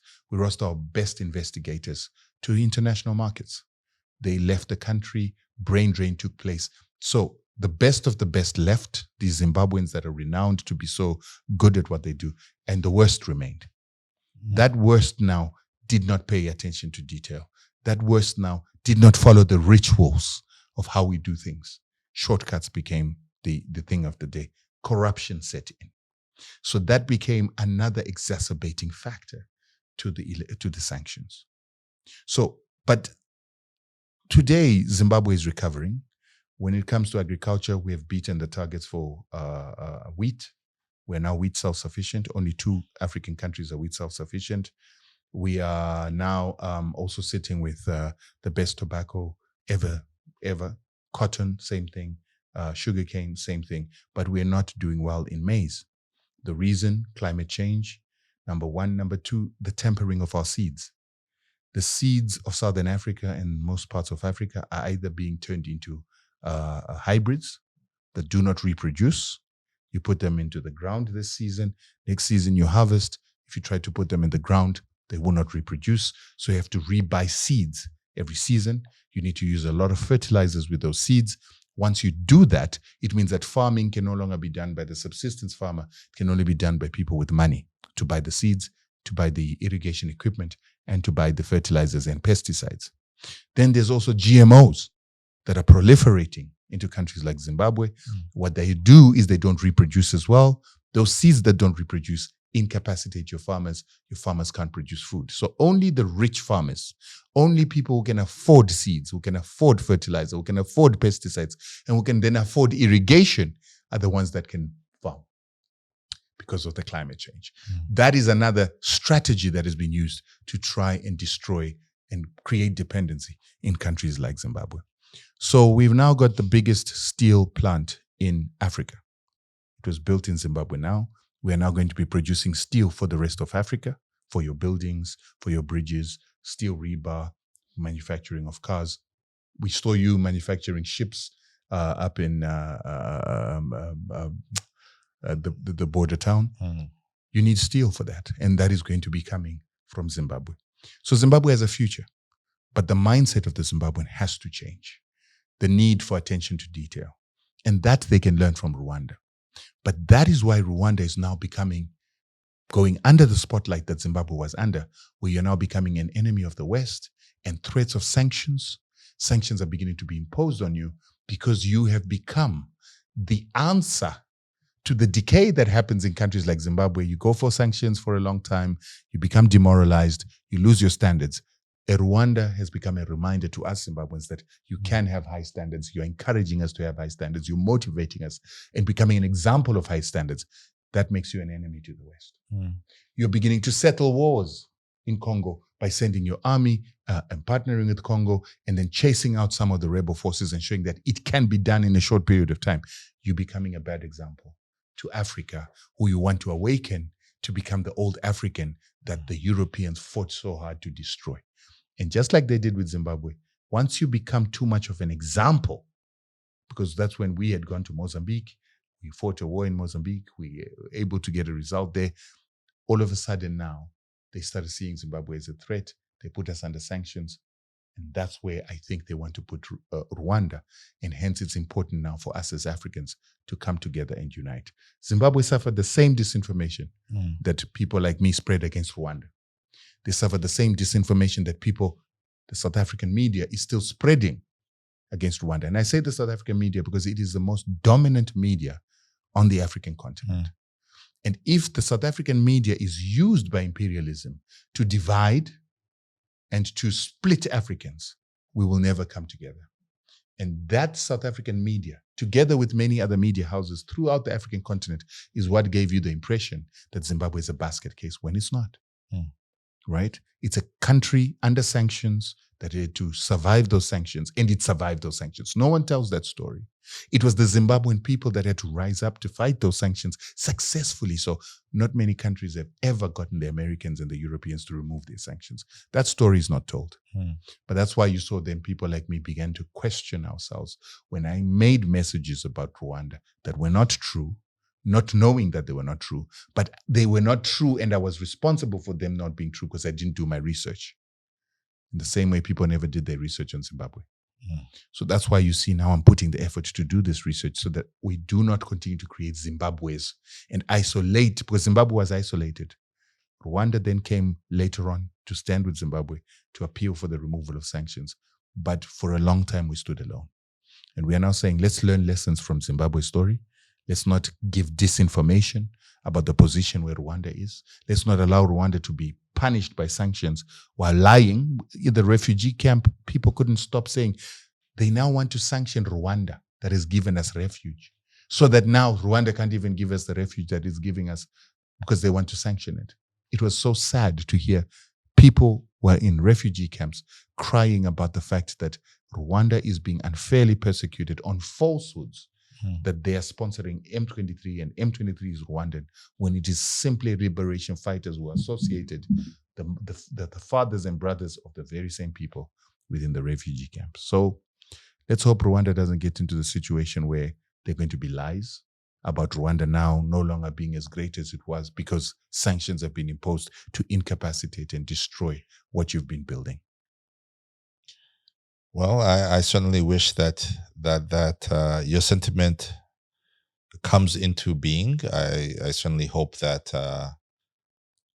our country is not put under sanctions, but if we are, I think the Zimbabwean example of the resilience of the Zimbabwean people gives much hope, not just Rwandans but Africans as well, who are going to continue being victimized by the powers that be until we stand strong, stand united as African brothers and sisters. On that note, thank you so much for spending these couple of hours with me. I certainly hope that you've had a good time. It's been brilliant. Thank you for the opportunity to tell my story, because since I began to tell the story, it has created a lot of enemies. But it's important to tell people that sometimes grown men have got to go back on the words they said in order to build a better society. I cannot fight to be right if my rightness means destruction. But I can fight to be right because I can fight to be corrected and to learn the truth because it's going to bring better results, particularly unity and love among Africans. And I want to say, Rwanda, you need to keep pushing to remind all of us Africans about relearning how to be pedantic, how to follow our rituals, and to stop the shortcuts, because that's the lesson that I've learned in this country. And the love that I've been given by the Rwandan people, contrary to many people that said that the moment you land in Rwanda, President Kagame will get you arrested, put you in prison, and we'll never see you again. I'm sitting here talking to you, illustrating that this country has become a teacher of reconciliation, love, forgiveness. That's why you were able to get out of the genocide and build a nation that is united. And 30 years of unity is what you are still fighting to protect, because there's still people who want to break up that 30 years of unity. And I respect you for having to protect what it is that you have to protect, because it's worth protecting. No truer words have ever been spoken. Thank you so much for joining me on the long form. Thank you so much. And that's a wrap for this week's episode. Thank you so much for sticking with us until the very end. I'd actually love to hear your thoughts on today's conversation. So drop a comment below and join the discussion. You can also join us on the social media of your choice. And if you've enjoyed this episode, be sure to share it with a friend and invite them to the conversation. I'll see you next time. Until then, take care.